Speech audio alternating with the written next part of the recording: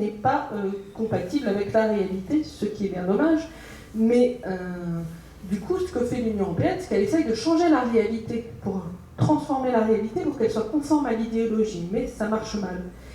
Et donc, la nature de l'Union européenne, en fait, l'amène à terme à devenir un État totalitaire. Un État totalitaire qui bride ses opposants, qui les prive du droit de parler. En fait, c'est ce qui est en train de se passer, par exemple, au Parlement européen. On est en train, très sérieusement, de se demander comment interdire aux députés patriotes, donc nous, nos alliés dans les autres pays européens, mais aussi le groupe européen de Farage et ses alliés, comment trouver un moyen de leur interdire de s'exprimer, de leur interdire de les priver des fonds européens, de les priver du droit d'exister, parce qu'ils ne correspondent pas à l'idéologie. Or, ils ont été élus. Donc le problème, c'est que ce Parlement européen considère que la légitimité pour être député et s'exprimer, ça n'est pas le peuple qui a élu les gens qui la donnent, c'est lui, le Parlement, en tant qu'institution, et c'est la conformité à l'idéologie européenne qui vous autorise à parler ou non.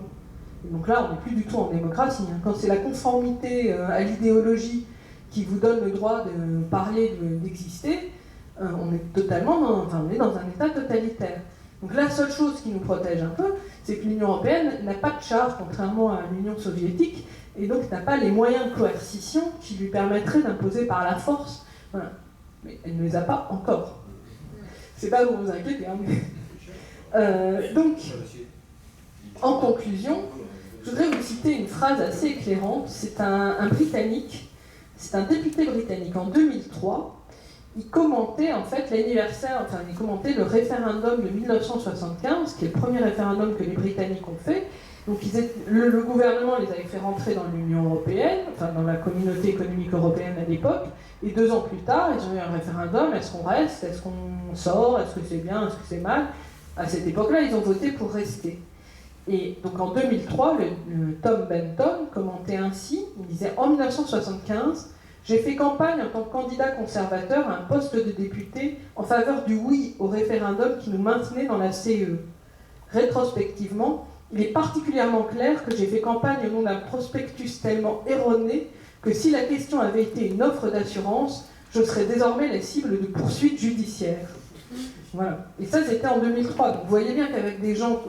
vous comprenez maintenant pourquoi les Anglais ont voté pour le Brexit, c'est parce qu'ils se sont rendus compte qu'ils avaient voté pour être dans l'Union européenne sur un mensonge, qu'on leur avait menti, et que c'était absolument pas ce qu'on leur avait dit.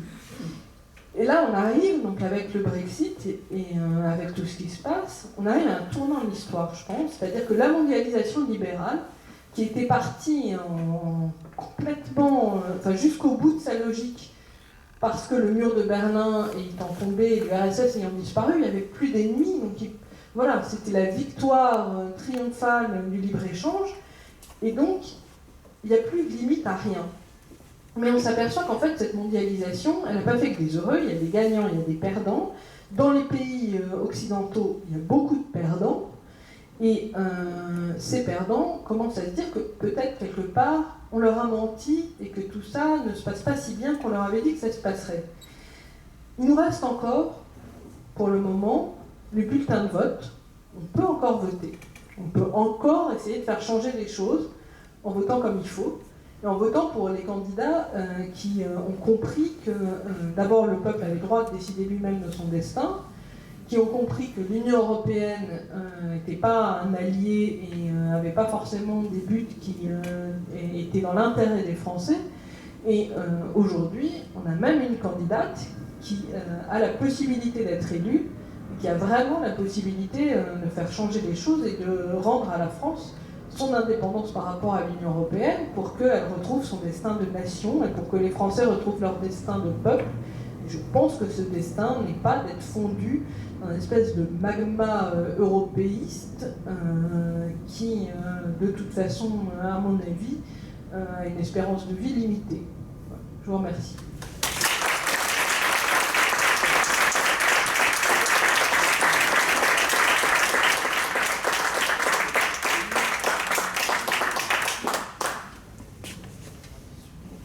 Je ne sais pas s'il y a des questions.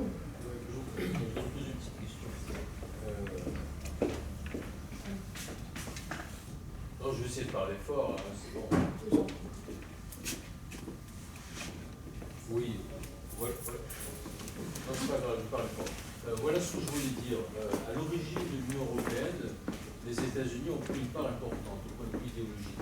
Par exemple, Jean Monnet, dont vous avez parlé, il a vécu pas mal d'années aux États-Unis pendant la guerre et avant la guerre.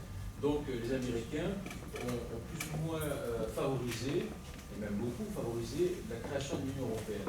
Et donc il y a eu une sorte de mainmise idéologique sur l'UE. Ils ont encouragé la création de l'Union européenne. Alors, les Américains, oui, ils ont soutenu le... Je vais terminer. Donc, du fait que maintenant, avec Trump, nous sommes dans une période de l'histoire des États-Unis qui est le retour à l'isolationnisme. Depuis 1945, c'était interventionnisme, et maintenant, c'est plutôt isolationnisme.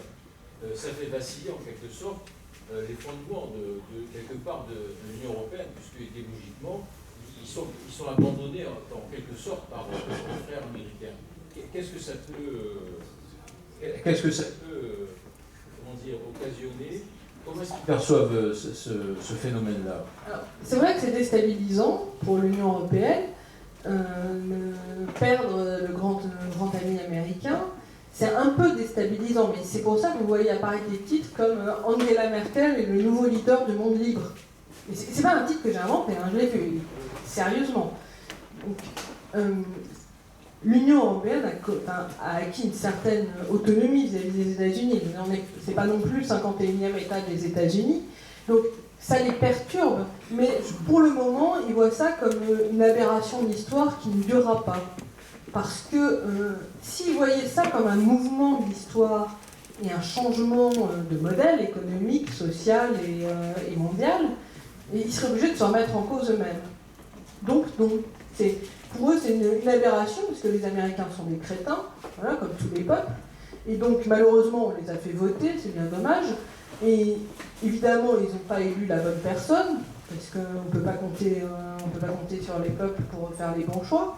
Mais pour eux, c'est vraiment une aberration. Et du coup, voilà, et pour le moment, ils se réfugient derrière, sous la bannière d'Angela Merkel, leader du monde libre, qui défend la bonne pensée et la bonne idée. Mais effectivement, ça leur pose un problème. Ça leur pose un problème, mais comme ils ont le même problème dans l'Union européenne avec la montée de ce qu'ils appellent du populisme, ce qui est un peu inquiétant, parce qu'en démocratie, normalement, quelqu'un de populiste, ça devrait être assez normal, en fait, finalement, de dire, d'avoir pour source d'inspiration le peuple. Ça ne devrait pas être une insulte dans un système démocratique. Donc ça leur pose un problème, les États-Unis, mais pour le moment, ça ne suffit pas à provoquer une vraie remise en question de l'idéologie. Mais c'est difficile pour les gens de dire, en fait, ça fait 40 ans que notre truc est totalement crétin et qu'en fait, on s'est totalement trompé sur toute la ligne. Et finalement, on devrait peut-être prendre nos clics et nos claques et arrêter de faire la leçon à tout le monde.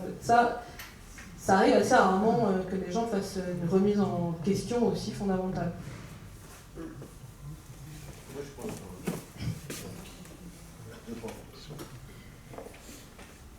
Bon, je prends la parole. Donc, tu vas commencer par le charbon et l'acier. Où sont la production de charbon et d'acier en Belgique, en France, dans tous les pays? Ça a été. Après, on a parlé de la PAC. La première chose qu'on a fait pour la PAC, on a fait rentrer la Pologne, on a donné de l'argent à la Pologne, ils ont acheté des avions américains. Donc, à un moment donné, l'Europe, c'est bancal, c'est exprès. On a mis l'euro. Pourquoi on a mis l'euro? On a mis l'euro pour dire, si tu as besoin de quelque chose, on ne fabrique plus monnaie. Donc, tu es demandeur. Un peuple qui demande, c'est un peuple qui est asservi.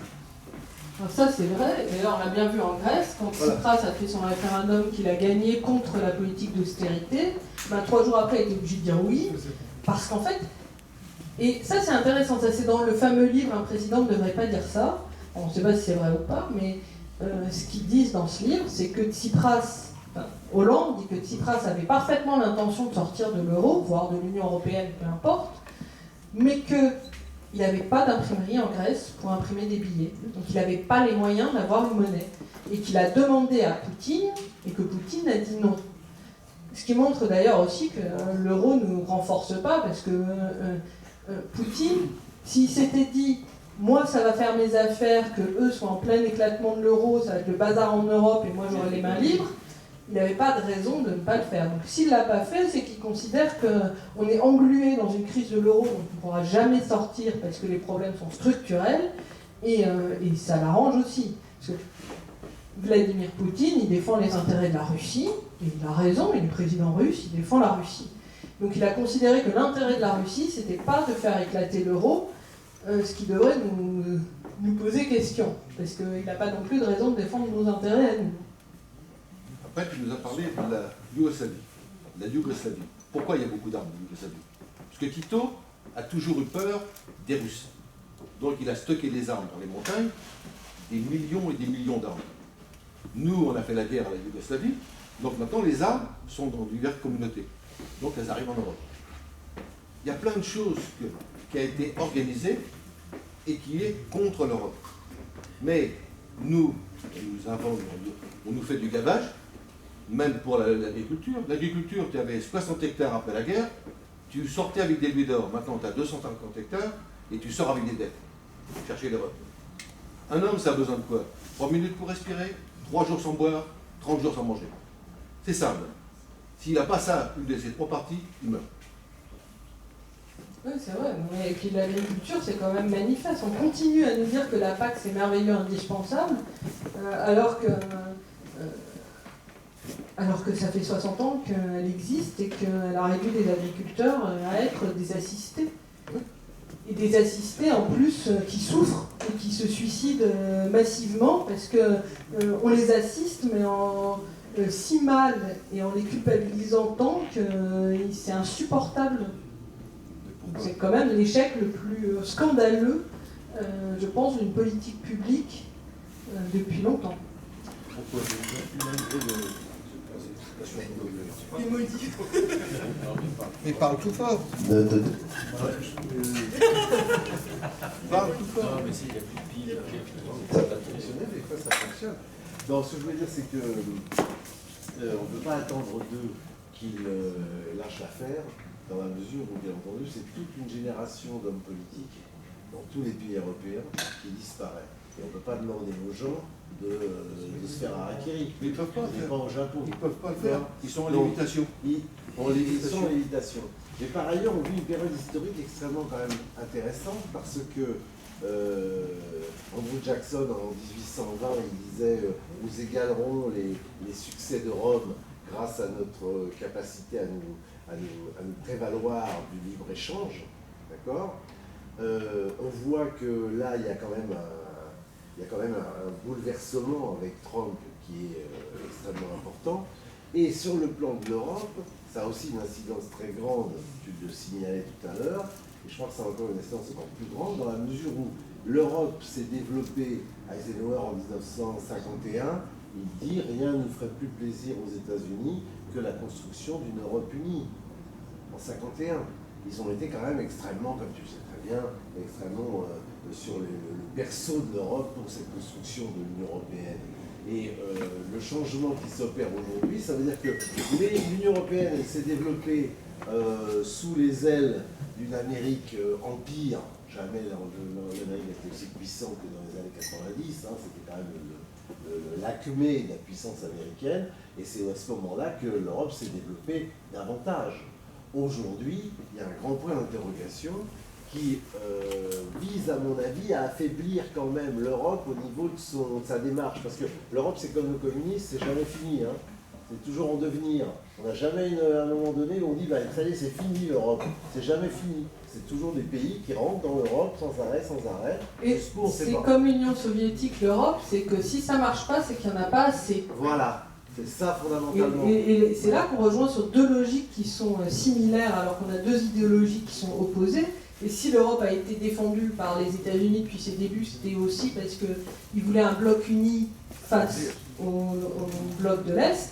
Mais la Et, oui, absolument. Et, C'est des logiques d'empire aussi. Voilà, C'est c'est tout, des empire, logiques. tout empire périra. C'est des logiques d'empire et c'est des logiques d'idéologie. Parce que si vous faites une construction politique qui repose sur une idéologie, comme elle ne marchera jamais, parce que les gens ne sont pas des idéologies, ce sont des gens, donc il y a un moment, il y a la réalité, elle continue à exister et c'est pénible, mais elle continue quand même. Du coup, votre idéologie, elle n'arrive jamais. Elle n'arrive jamais à être parfaite. Vous n'arrivez jamais à conformer la réalité à l'idée que vous voulez, que vous voulez voir exister. Et donc, vous réprimez la réalité. Et ça continue à ne pas marcher. Jusqu'au moment où ça finit par péter parce que ça devient trop tendu. Et je ne sais pas jusqu'où on pourrait remonter dans l'histoire, mais par exemple, en France, on a eu le cas en fait, pendant la Révolution française. Vous avez l'idéologie que défendait Robespierre. Il voulait refaire une France nouvelle, complètement tout nouveau, tout fondé sur l'idéologie. Et on était dans un contexte particulier, en plus avec une guerre avec tous les autres pays d'Europe, donc les choses étaient un peu complexes. Mais vous avez eu un emballement de la machine idéologique vers la terreur. Et en fait, cet emballement est logique, parce que quand votre idée de l'État repose purement sur une idéologie et que vous voulez raser, enfin voilà, faire table rase du passé, construire un homme nouveau et faire une idéologie nouvelle, l'objectif à terme, c'est toujours d'avoir la paix perpétuelle, la prospérité pour tous. Mais comme ça ne marche pas, parce qu'en fait on ne peut pas faire table rase du passé, vous finissez toujours dans une dérive autoritaire, puis une dérive totalitaire, voire une dérive meurtrière, parce que ça ne fonctionne pas. L'idéologie n'a jamais permis de faire table rase du passé, de construire un homme nouveau. En fait, on ne peut pas transformer la nature humaine, et ça a été le problème de l'URSS, c'est le problème de l'Union européenne, en moins violent, toujours parce qu'elle n'a pas les moyens de réprimer violemment.